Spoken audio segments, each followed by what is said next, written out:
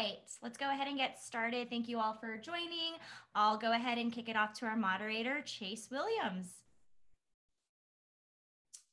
Okay, thanks, Jaya. Hi, everyone.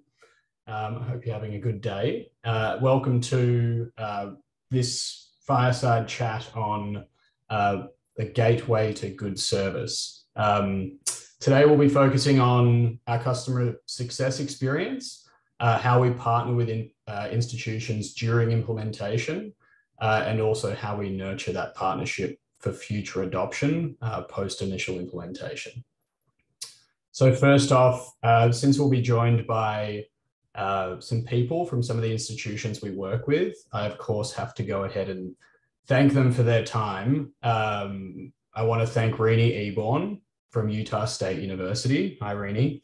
As well as Deborah Lee and Jessica James from Concordia University Irvine for joining me today. My name is Chase Williams. I'm the CEO and I'm also a co-founder here at Pathify. If you haven't met me before, I'm sure the team on here has heard this many times and think this is a horrendous joke, but I'm clearly not originally from the US. You can tell by my accent pretty easily. About 5 years ago, so in early 2017, I moved over from Australia to the US, and based on my experience at a couple of different colleges, I went to the University of Oregon and I was also at Monash University down in Melbourne. I really came over here with a mission to connect everything at a college on a platform for students in particular. Really wanted to personalize that experience to the end user in order to simplify the college experience for everyone. And when I say connect everything, that can seem quite conceptual, but I'm really not just talking about information from other systems, which often other portals are really purely focused on. I'm talking about connecting a student, even an employee, a prospect to information in other systems, yes, but also with peers at the institution that are relevant to them, with support services, with announcements and alerts, with events, with content, with resources. I could go on, but it was a pretty audacious mission. I think it still is. And it's something that we look to deliver with the institutions we work with. And something that I knew we would need to do when I moved over here was not only achieve that mission by relying on our technology, but I knew, like with other major enterprise software or with other enterprise software, we would need a strong, dedicated customer success team and customer experience. And we would also need a willingness from the institution that we work with to innovate and partner with us. That's also an important piece. As I've spent more time here, I think I've learned more and more, and I've been surprised, I would say shocked even at times, at what I would consider the lack of significance placed on the customer experience by higher ed vendors, and at times, even institutions. And I know that can come down to cost at times, but it's certainly a focus for us and what we look to do when, or what we look to focus on when we work with an institution. I'm certainly not saying that we're perfect. We're far from it. There are some tickets I hear about at times that take too long to finish off for some of our customers. Sometimes we miscommunicate, but I'm pretty confident that our customer experience differentiates us in this market. So with that, I won't go on too long. Let's get into today's session. So a fireside chat like this, as you can see, it's a fireside because I've got a fire behind me that you can't see, but there it is, tends to lend itself to a bit more of a conversational format.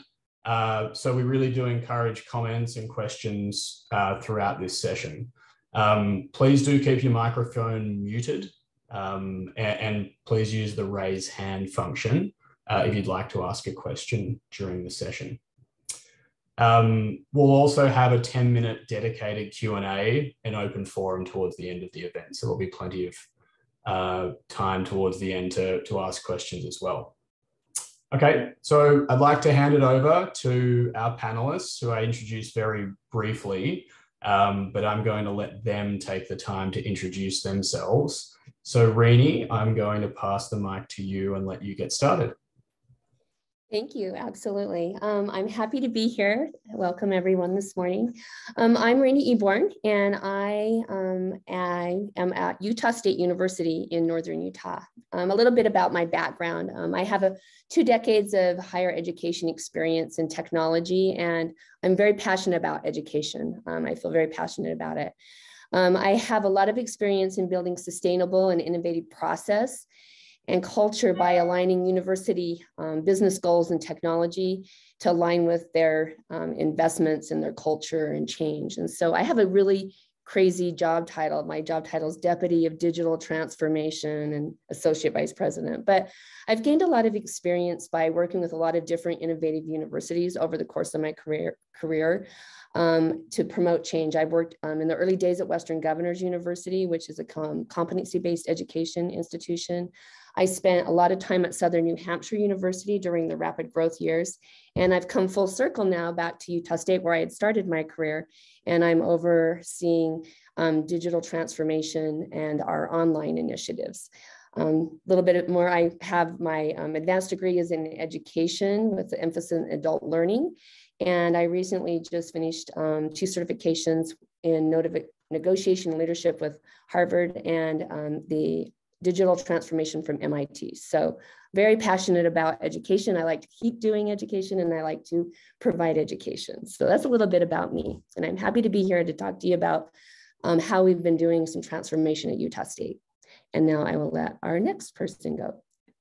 Yeah, I think I'm going to jump in, Rene, with some questions quickly after that very impressive introduction.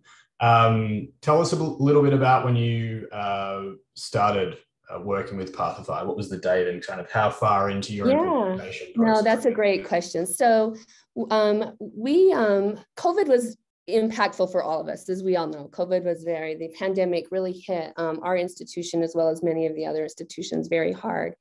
And one of the things that we knew is that we needed to do something to help connect our students and to help them feel more engaged. And I personally felt because I'm over the online school, I wanted our students in the online environment and the online ecosystem to be able to have that same campus experience that our more traditional students had, where they come to campus and they can join into groups and they can make friends and they can find out what's going on. And I felt like that during COVID, it really exacerbated that we did not have the right platforms and the right tools in order to do that effectively. And so we basically, that's a lot in May of 2021, we went out looking for a partner and a platform to help us accomplish. We had like 10 things that we wanted to accomplish. And most of those were really focused around the student engagement piece of helping our students feel like they're part of the institution and really enhancing that student experience for them. And so we started with an RFP and then narrowed it down, and we selected Pathify and implemented Pathify in a really short amount of time. We actually did it in less than 3 months. It was about 8 to 10 weeks that we actually did this, which is phenomenal. So I'm happy to tell our story because I've done a lot of technology implementations, and this is probably one of the best ones I've ever done. So happy to share that story. Well, you answered my next question, so there you go. Final question quickly. What stood out about our customer success team, our service, whether compared to other vendors or just in general during that implementation process and to date? I think there's 3 things that I really felt really stood out that really impressed me and helped us be so successful with our implementation. And one was that the Pathify customer success team and the team that we met with early on and then through our implementation, they really understood higher education.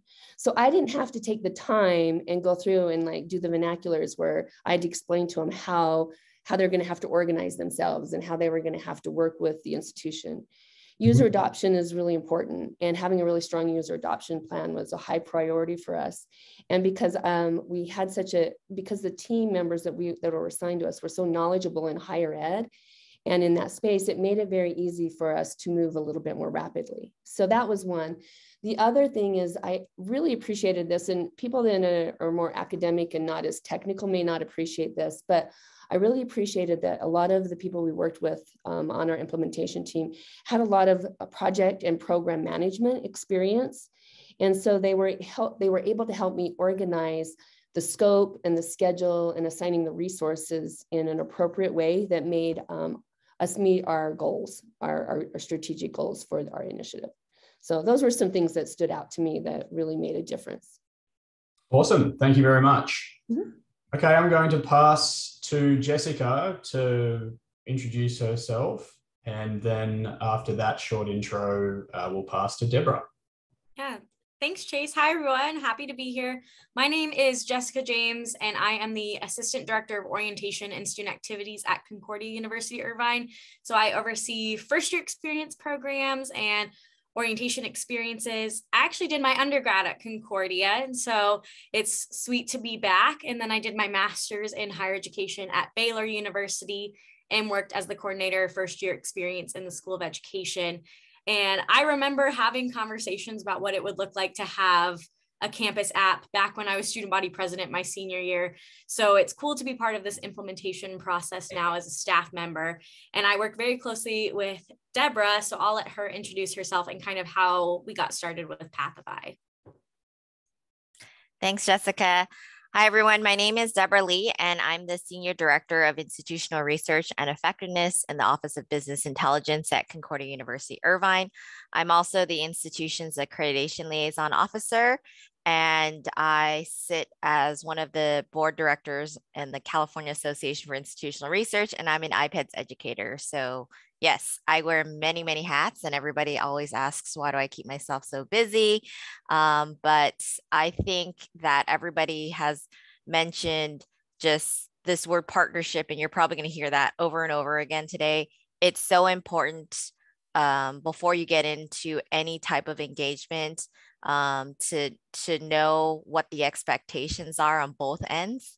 And I have been really pleased with working with Jessica and the Pathify team for the last, has it been a year almost? Okay, it's been a year, yes. And to answer Chase's question, how long was our implementation process? I recommend this to nobody. We did it. We signed, I think it was end of May, probably early June, and we had to have everything up and running by the first week of August. And we weren't given any wiggle room by our administration. We were told by our new administration that this has to happen the week of freshman orientation or else, right? Pretty much. So 2 months, there was a lot of work put into it from different departments for content and as well as technical. The Pathify team was there for us as well for every step. We did take some like vacation days here and there, so it wasn't 2 months nonstop. We did have some breaks because I needed a break mentally because I actually was in charge of our contact tracing for COVID. So I wanted a break overall from everything and everyone. I think what really stands out about Pathify's customer service and success team, which is kind of funny that if you ask me who our customer success team is, I would say everybody at Pathify, including when we had our first initial conversation with Max and Mark, even though they're more towards, I would say, on the sales side, they've been part of our success from the very beginning. And I think that's what's made it really impactful, our institution. You'll probably hear later, but I am very leery of new products because I've been burned multiple times by different implementations. As the assessment accreditation person, you know that there's a bunch of softwares out there for that kind of content, but they never really do what they tell you that they're going to do. And our president or provost will sign the document and I will have to implement it. So I had so many questions for our sales team and they were able to answer it. I really loved how they brought a technical person in right away. They all have some type of background in higher education, and that's been really, really helpful. So they understand the culture as well as the technical pieces. Fantastic introductions. Thanks, everyone. I think what you mentioned there around the curriculum side, or curriculum planning software, and those kinds of areas is a pretty nice segue into our horror stories component of this particular fireside chat. So I'm going to ask some questions that give everyone a little bit of insight into some issues and what we might call horror stories that you've seen in the past. So Deborah, I might throw back to you. The team tells me you have one. I don't know what it is at this point. So if you'd like to share, I'll let you do that. And then Jessica, please feel free to add any thoughts as well. Okay, so I'm part of a lot, because a lot of our third-party systems or our learning management systems have to do with data. I'm part of the implementation process for almost all of them. I'm not going to name the company, but it was an outcomes assessment system, and our president and our provost went to a fancy dinner and they saw it demoed, and they signed for it immediately, and they said, this is what it's supposed to do. And it didn't do any of it. It turned out we weren't even able to pull any of the assignments from our learning management system, even though it was a partner of theirs. Our faculty weren't able to get access to it. So of course, if our faculty are having issues with a system, a platform, that doesn't help with building that culture of assessments. So we kind of just had to fake it for a while, which it wasn't ideal, especially because we were leading up to our reaffirmation cycle. And then what really upset me is that every time I had an issue with that platform, I would submit a ticket. So I would never be able to talk to a person or set up a meeting. I had to submit a ticket, and then I would have to wait days for the automated system to tell me, your ticket was reviewed. Can you please replicate it? And I was like, I did replicate it, and I sent you all the screenshots. I even sent you videos, and then automated message saying, okay, now it's gone to the next tier of support. Then it went to the next tier. It wasn't until it got to level 4 where somebody was willing to have a phone call conversation with us. And at that point, that person would tell me, can you explain what the problem is? And I said, I have a thread of emails that explains the issue. So my issue with a lot of companies is that they're not aware of what's happening. That hasn't happened with Pathify. We've had some people on our Pathify team either move to another position or go on leave, like maternity leave or paternity leave. But before they even do that, they meet ahead of time and talk to each other and explain to them where we're at. So I don't have to repeat anything. At our next customer success meeting, they jump on and they know exactly where we left off last time without me having to repeat what I said last week. So I really appreciate that Pathify does that on the back end, that you guys have that teamwork behind the scenes so that we don't end up with frustrated clients. Very cool. Yeah, the communication piece I've seen in other companies reaching out, and I've only been in this position for a year and I already have horror stories. So I had a company reach out. They wanted to kind of sell me their product for orientation. And I had a nice conversation with him. He told me all about what their product offers. And then for the next week and a half, maybe 2 weeks, I got 4 or 5 other phone calls from different people with the company trying to start that initial conversation of selling me their product. And so I had to explain to each of them, I'm in communication with this person. We've already talked. And they're like, I'm so sorry. Let me update your file. And it just never seemed like that communication was going back and forth. And so from the get-go, I was not sold on their customer service model because it seemed like no one was talking to each other, even though they had a cool product to offer. Wow. Okay. Very good. It's infuriating just listening to those. So thank you. Rene, I'm going to throw to you to share a story, and then we'll get into another section. I was thinking about this when you asked about that, because I've been in, I was in IT like for 10 years. I served on the dark side and went to the IT side. So I've implemented a lot of technologies at a lot of different schools. And I find that I feel like that the larger and the bigger the IT, the vendor is, most often it makes it harder to have that personal connection with the company. And so unfortunately, a lot of my bad experiences I've had where I've had a lot of challenges are when, similar to what Jessica and Deborah was saying, is when the company gets to a point where you get put on some type of a gold service or a silver service, and then they forget you're there, and then you don't have a person to call. That's when I start looking for a new vendor, honestly. When I get put on, go submit this ticket, and you can't pick up the phone and call somebody and ask them for help. And so one of the worst ones is I was working at the University of Utah, and we were implementing a big financial system, and I had three things going wrong. I didn't have a very good user adoption plan. My sponsors, the people, the vice presidents and that, they didn't get along. They were disagreeing about what the priorities were. And then the vendor came in, and it was a great big vendor, and they scoped it all out. And when we got down to actually implementing it, they had messed up scoping some of the work on their side, right? The resources on their side and what it was going to take to get them. And we ended up having to have like a financial shutdown for like 12 days. And when you have a university and a hospital and that's a hard thing to do, to shut your finances down for 4 days. So that was a really big nightmare for me as a manager to manage that.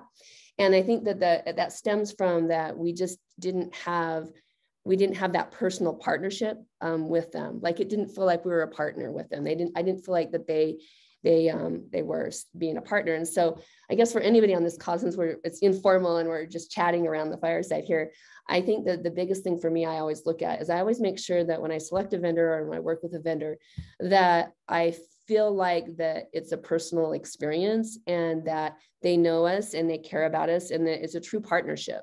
That if we don't do well, then you don't do well, or if you don't do well, then we don't do well. And so I truly think that that's something that if you don't have, it can end up being a huge horror story for you. So anyone that, I'm sure there's lots of people on there that could raise their hand and say the exact same thing, but that's really important to me. Great to hear. Thanks so much for the stories. We are going to move, I think, into some questions around why Pathify. So of course, it's no secret you're working with us. I'd like to get your feedback on the CUI side about why you ultimately chose to partner with us. So whether it was the sales experience, you did mention that, whether it's those kinds of things and a more personalized experience then, or whether it comes down to differentiators in the platform. What were you seeing during that purchasing period that led you to choose Pathify? I guess I'll speak to it, since when Jessica came on board, she had no option, and we already had it implemented. So she wasn't part of that process. So I can start to talk about like different levels. So the sales side, I would say, again, I've had so many bad experiences recently where we spent a lot of money on a product right before a reaffirmation cycle, and I spent time and energy into it, and it didn't work. So I am very hesitant when I get a sales call, and I will hang up on them. I will probably not be as nice to them, or send them off someplace else. So Max is amazing. He didn't pay me to say that whatsoever. I'm not going to say like he's persistent, like annoying, because there's another company that keeps emailing me twice every single week that keeps saying like, hey, I just want to check in. I didn't see that you responded to my, those automated messages. But after a couple of years, and I think it's like once my trust started building up with people, Max called back and basically we had a meeting, and he said, hey, do you remember me? And this is more of a joke, Max. He was like, yeah, you kind of ghosted me a couple of years ago. So I thought that was hilarious. Like, he's so real. Like, that was hilarious. I don't think any other vendor would be like that. So he caught my attention right away. And also I was just speechless. And my coworker who says I talk a lot was like, oh my gosh, now you have nothing to say at all because he said that. So I thought that was the beginning of a great relationship. And that's more of a positive thing. I also think that Pathify stands out against other vendors because of uh, just their ability to help you find the answers. And even though it might not be a yes, they will help you find the answer. They will talk to another school, another client that has the same SIS system, the LMS system, or been in the same situation with you. Everybody or not everybody, but a lot of people on their team have higher ed background and came from a campus where they have experienced the same things that you're going through. They understand that sometimes when I'm told the digital ID has to be up and running in 2 months or else, like that is my job on the line, even though I didn't want this product whatsoever. I know Jessica probably knows, like I would probably want to do something else at my time with my time, but they understood kind of just the pressure that we were under and how, and they helped us through every step of that way. We're going through an LMS transition, and then Mark has done that at his institution with the same 2 LMSs. And he's even offered to talk like, hey, let's talk about what that would look like. So I appreciate it because it's not just about, let's talk just about Pathify and its products. We talk about horror stories at our old campuses, or how you would implement a new LMS while running a second LMS at the same time. How would you introduce it to faculty? How would you introduce it to different students? And sometimes we even talk about, each other's families. So I think what's interesting to me, because I've been so hesitant creating these partnerships with third-party vendors, because I want to separate us as the customer and the company. We don't do that with Pathify. I think we're on the same team. As corny as that sounds, like it's actually pretty cool. That's awesome to hear. And given the amount of airtime that he's gotten on this call, I'm going to just have to call out Max, who is on the call, and say, well done. Well done, Maxi Bon. I call him Maxi Bon because that's like an amazing ice cream sandwich down in Australia. So that's his nickname. But fantastic work. I don't think you would hear that very much about a salesperson. So pretty impressive. Okay. Rene, I'm going to ask you the same question. So whether it is on the CS side, whether it was on feature side, let us know what really stood out and why you ultimately chose to partner with Pathify. Yeah, so as I mentioned, we actually put out an RFP, and we had about 10 challenges that we wanted to be able to accomplish. And what was unique about Utah State there is that our student leadership came to us and asked us for something. They came and said, we need something. So this was really a student-driven initiative, which was kind of unique in that regard. And so they were looking for things that were customizable, that they had dashboards, that easy search capabilities. They wanted to be able to track their academic progress and discover things like clubs and access resources and services. So when we put out RFP, we were really looking for a vendor that could do all that, and then as well as differentiate themselves from other vendors, which is something that Pathify did. And I think the reason that there was a couple of things that really stood out that made us move forward with a partnership with Pathify. One was that, you met all of those 10 requirements, and that was really important to us that we had that. And one of them was being able to offer a secure ecosystem for our students to connect. And that was really important to us. And then additionally to that, similar to what Deborah was saying, is that during the sales experience all the way to implementation, what differentiated you guys is that your company made it possible to meet our schedule. We were like May, June, like this time last year, we wanted to be live before school started in August, which is extremely aggressive. Like that's an aggressive timeline. And your team jumped in and helped us do that and said, yeah, we can do that. We can make that happen. And so because of that, we partnered and we did that, and we did it successfully. And so early on, because you said yes, and you had a can-do attitude, and you were your sales people and your people on our team, I call them part of my team.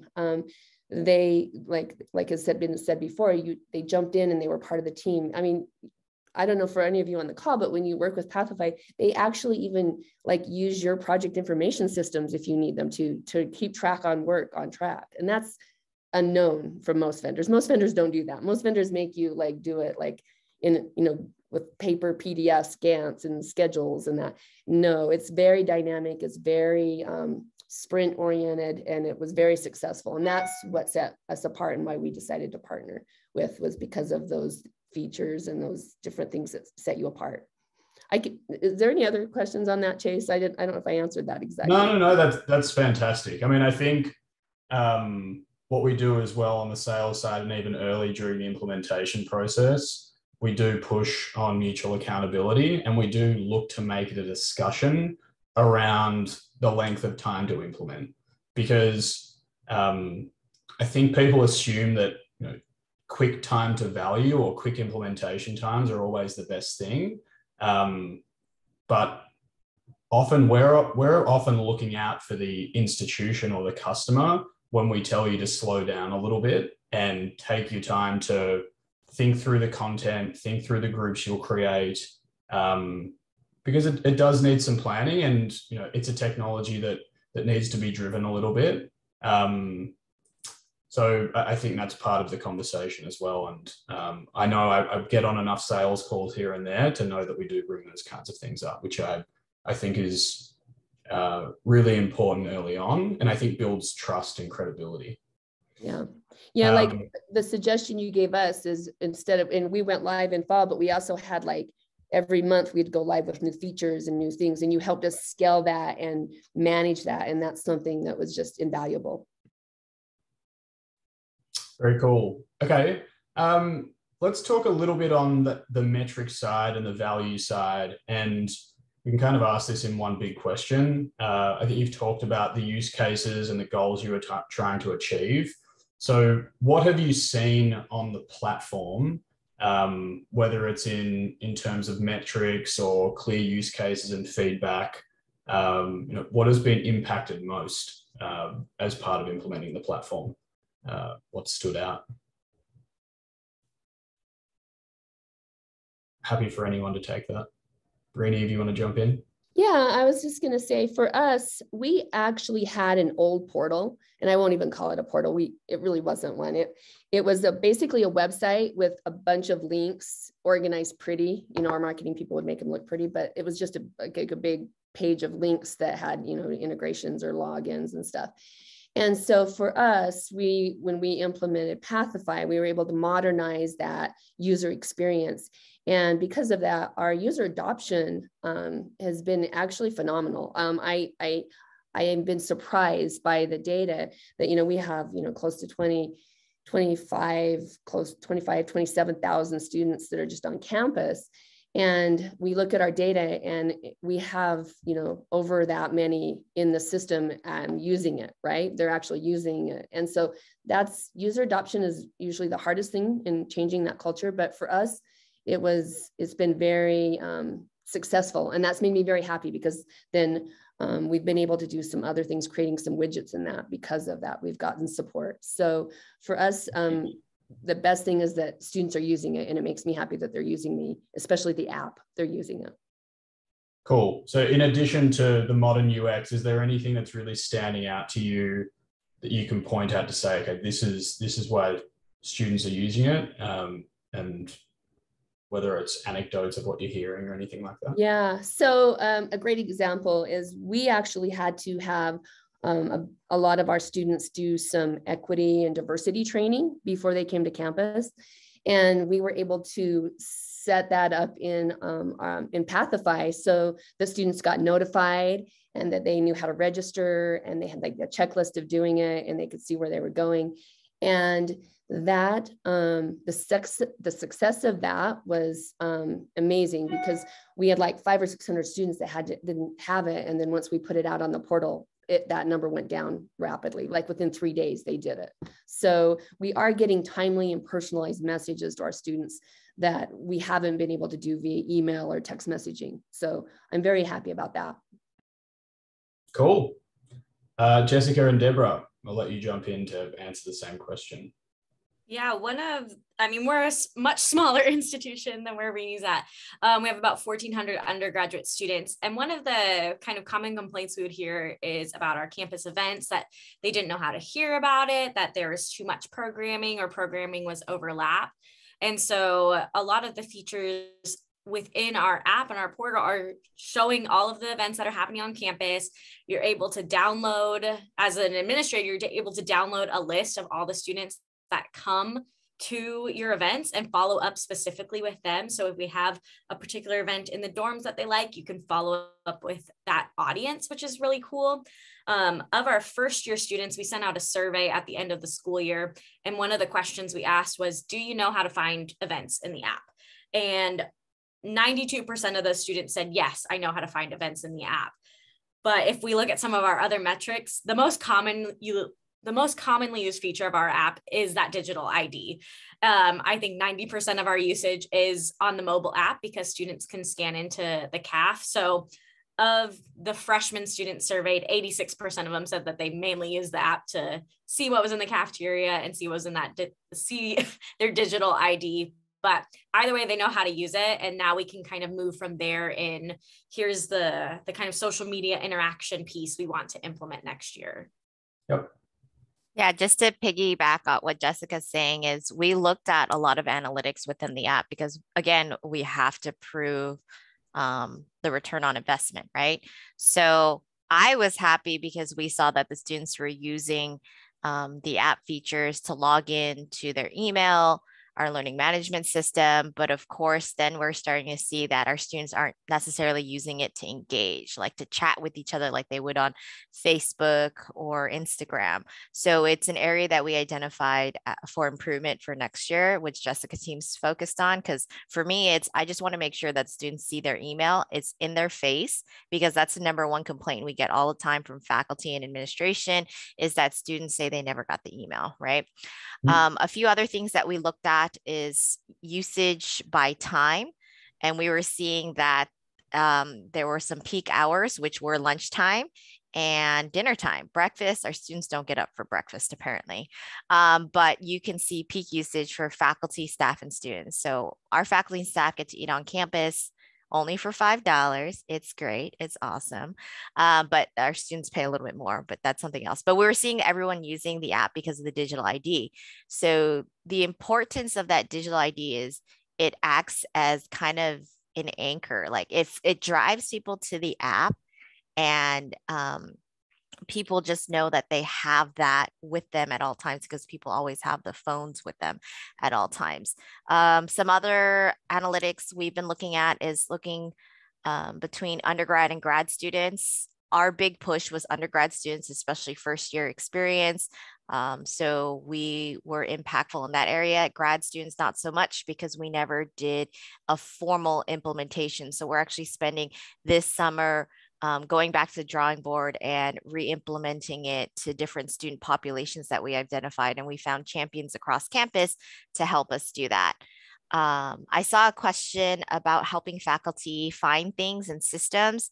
We moved all of our forms for HR and also for ad drops, things like that, that faculty would use into the portal. Jessica calls it an app. I call it a portal because it kind of has that mobile and desktop feature. Faculty and staff actually primarily use it on their computers while students use it on their app. We've seen that. The nice thing with moving all of our documents, and it did take time because all of our documents were stored in Blackboard, but because we're moving to another LMS, it's no secret, we had to get those fake course shells out of Blackboard. So it was a nice transition into our portal.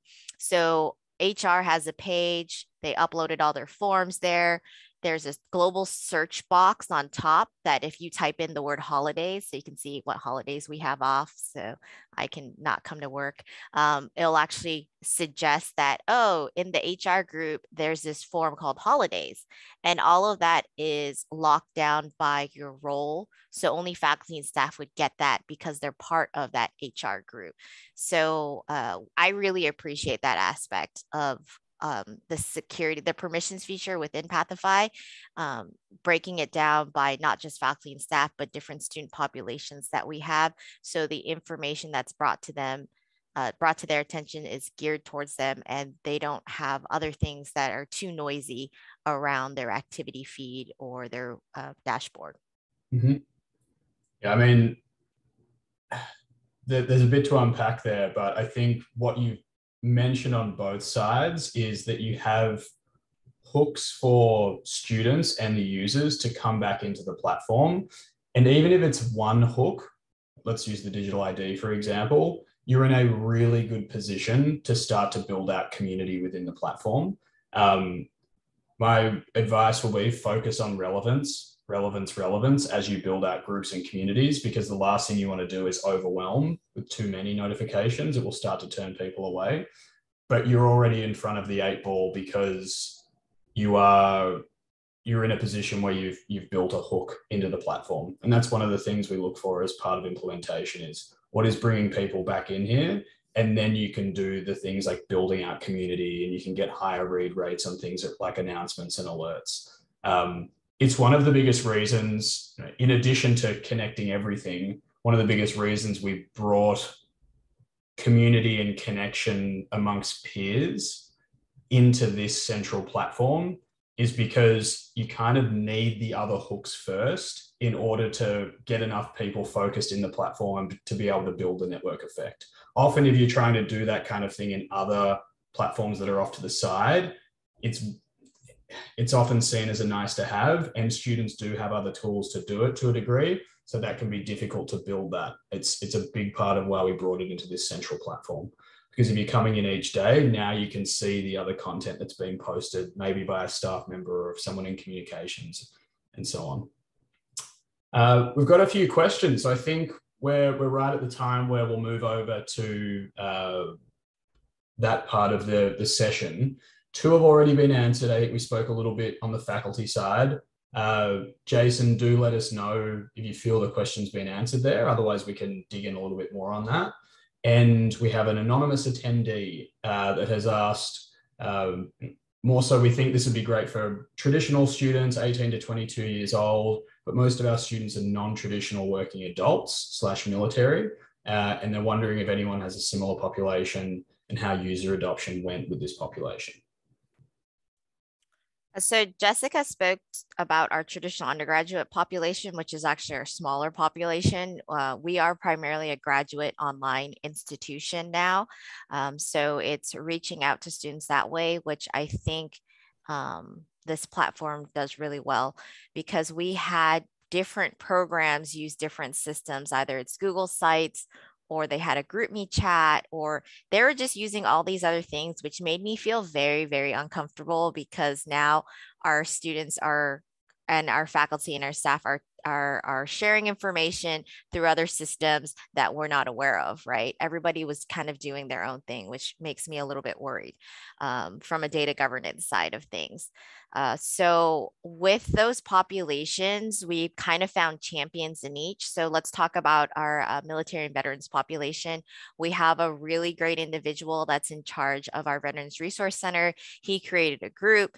He's actually, we have tags in our SIS. If they are a veteran, active military, and military dependent, they're automatically loaded into the group, and he pushes out information that way.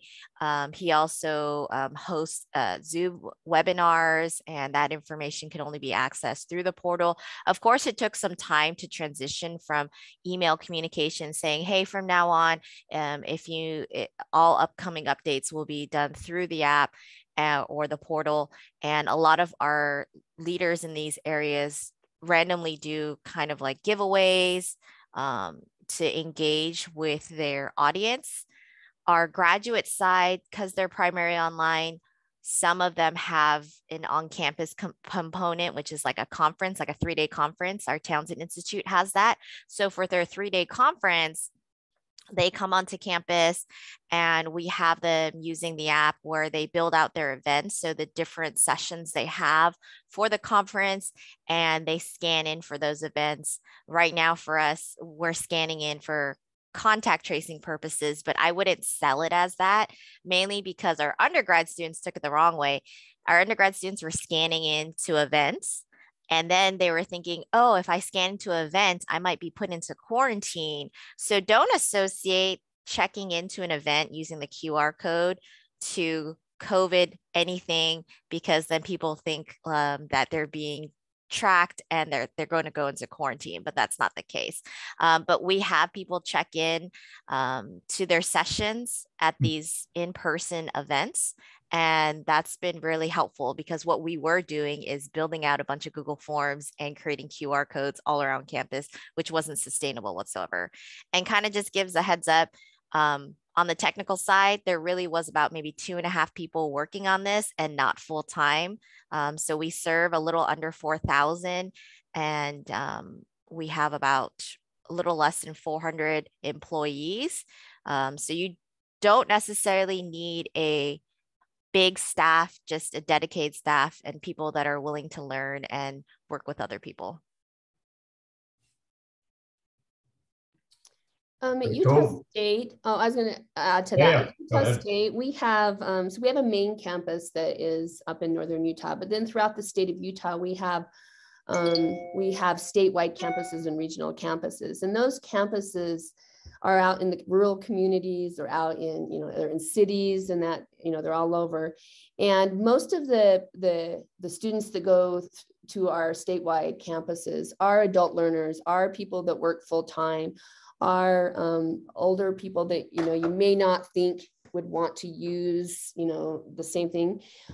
But we have found that they actually are using it. We actually have they have their own groups for their own areas, and they have different topics and things. And so we're finding that our traditional 18-year-olds that are having the on-campus traditional experience are using it, but our statewide campuses are using it as well. And so to answer that question, yes, I think that, where it's so much like social media, where the app looks so much like social media, and all us old people like Facebook still sometimes, I think people still use it. So I think they do. Tend to agree. Okay.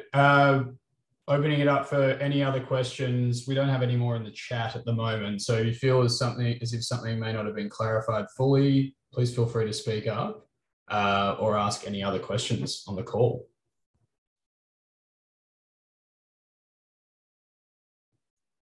I just want to add to that question from Jason about faculty finding things.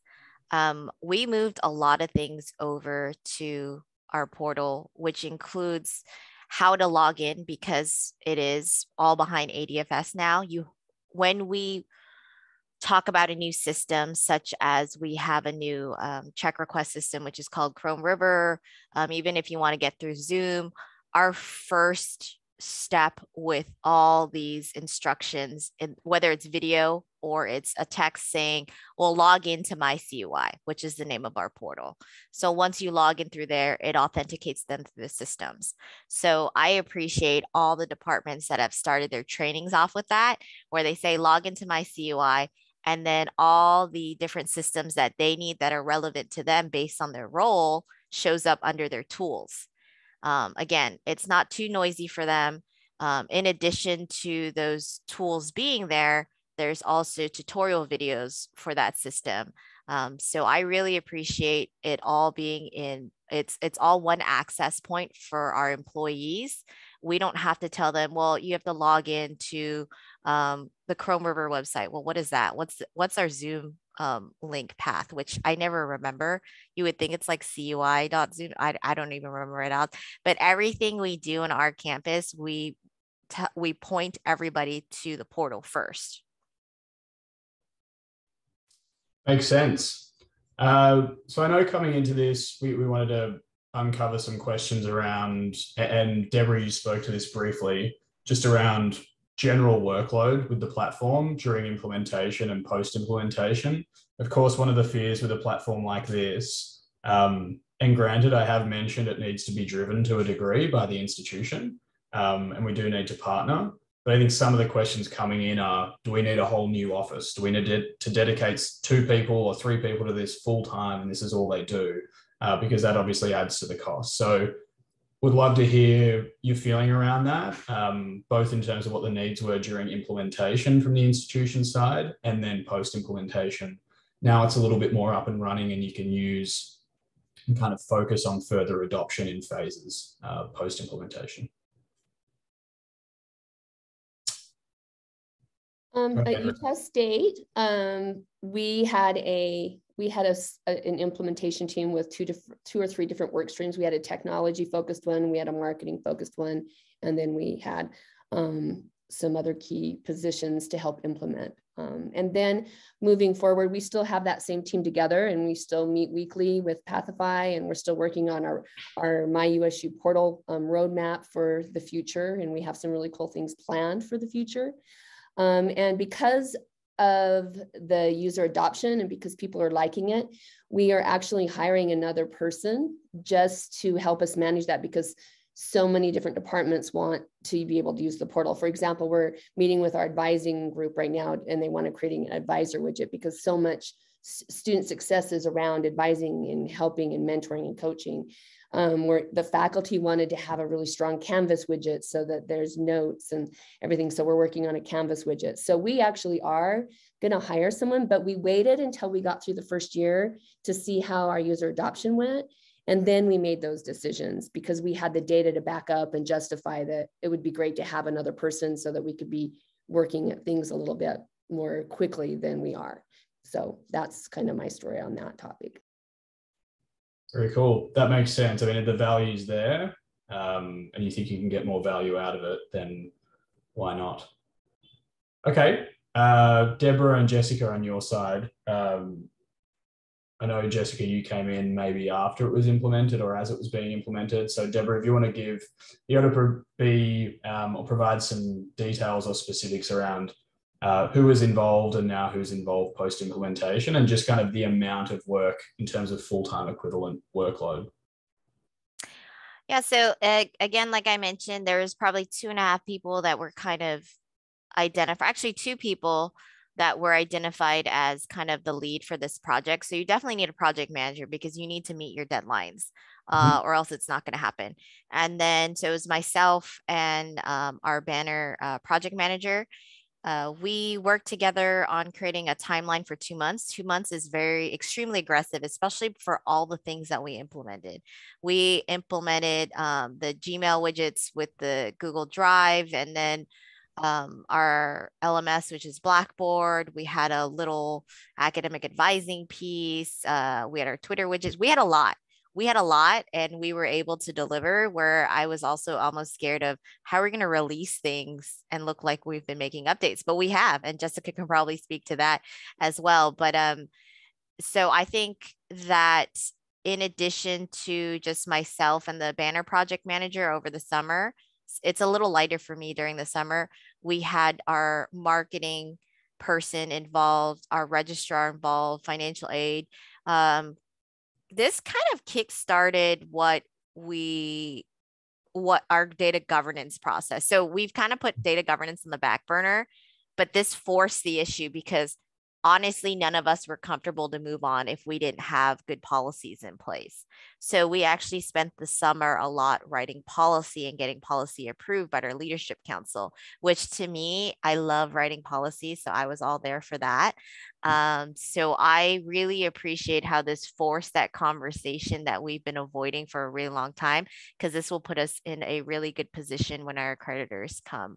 So we have, again, marketing, registrar, depending on what widget we're building out, like we would invite them maybe for a couple weeks and then they get released. Like we have a tuition payment one. Our bursar was all about that, wanting it to be in the face. Let me pay my tuition. This is the balance. So we also have student affairs, but student affairs isn't in our calls with Pathify because we respect their time with their students. So we meet with student affairs once a month, and then we meet with our Pathify team every other week to talk about upcoming widgets that we have. Jessica, do you have anything else to add to that? Yeah, I give all my big ideas to Deborah, which is great. And then Pathify implements it, and it's wonderful. And every time I interact with Pathify, they're always so kind and helpful. And it feels like it hasn't been just a stagnant implementation process. And so I think a big partner in that is the students. Like, you have to listen to what they're saying about it and what they want to see. So on our portal, we have a release roadmap and a known issues page, which are really helpful, where students can see, oh, this feature is coming, or they know about this issue, they're working on it. And so that communication is really key. But I think it's important to have maybe a key person where the students know, okay, they can take my feedback about the app and what I want to see in it, and they can bring it to the people who can do all the tech side. Because I see the student experience piece. And so for them to be able to talk to me about their ideas is really important. That's why Deborah and I have had this great partnership of, she knows what it technologically can do, and I know what students want to see from it. Right. And I think that's a piece that sometimes gets overlooked, is a lot of this is about shared governance, and a lot of people doing a little bit to improve the student experience. You can really, using the permissions, you can delegate down to specific departments or services who can handle their own area of the platform. Rene, I think you wanted to mention something else. Oh, yeah, sorry. I just wanted to mention, when you were talking, because as you guys were talking about what you're doing, one thing that we did that was fabulous is that Pathify, we had a group of our team, Pathify team, they came to our campus during the spring, and we held student and faculty and staff focus groups. And they were conducted by the students or by faculty members. And we weren't actually in the rooms. We just kind of watched from afar and listened to them. But I was so impressed that Pathify made that investment in us and listened. And I'm seeing some of the results in the product from those conversations. And so I thought I should mention that, because that's unusual. You don't always get that. And so thanks for doing that for us. But we got some great data. So if anyone's interested in our student feedback or faculty, please feel free to contact me afterwards, and I'd be glad to share those, the feedback that we got, because it was really valuable. Very cool. Jessica mentioned that we have a roadmap link that shows students like what are some upcoming features. I would say that some of those features, it's just organic because Pathify made updates, so we're taking credit for that. The students don't know that. So yeah, I take credit for all your work. So it looks like we've been doing stuff this summer, because they've been making a lot of changes. Like Rene was saying, they're really responsive. Sometimes it might not happen immediately, but they're thinking, yeah, that is a really great idea. Let's take it back to the team. We make product request updates, but even what my colleague and I do during our calls every other week is we give them feedback too about the process, right? Because we find this to be a really great relationship where communication is so important about, hey, there was this update actually made a change here. I don't think that was right, or, it could have been done better, or maybe you should think about it like this. And then they're like, we didn't think about it like that from a customer's perspective. And then they bring it back to their team. So as an assessment person, it's been really interesting to kind of see you guys grow, but also implement the feedback that you're getting, not just in terms of the product, but also add your teams as well. Well, thank you for the kind words. We're at the hour now. And thanks so much for taking an hour out of kind of smack bang in the middle of your week. So I hope you enjoyed yourself a little bit, and everyone else on the call. We always appreciate your time. And I hope people on the call got something out of this. Thanks, everyone. Thanks, Rene, thanks, Deborah, and thanks, Jessica, and thanks, Gia, for organizing this and helping to facilitate. See you all later.